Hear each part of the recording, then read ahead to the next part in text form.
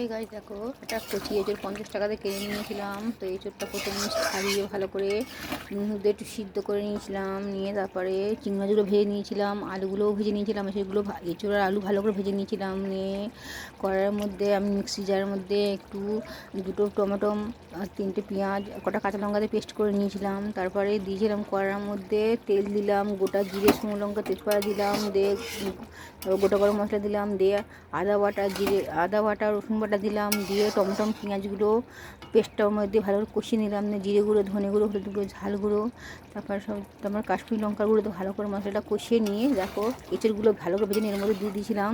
তারপর আবার চিংড়ি মাছগুলো ভেজে নিয়ে আমি এর মধ্যে দিয়ে দিয়েছিলাম।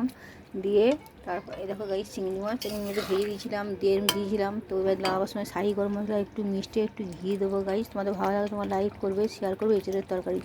তো গাইস আর ভালো লাগলে, আমি বাড়ি এসেছিলাম রান্না করছি, তো তোমাদের ভালো লাগলে তোমার বেশি লাইক করবে, শেয়ার করবে। এঁচড়ের তরকারি পুরো মাংস মতো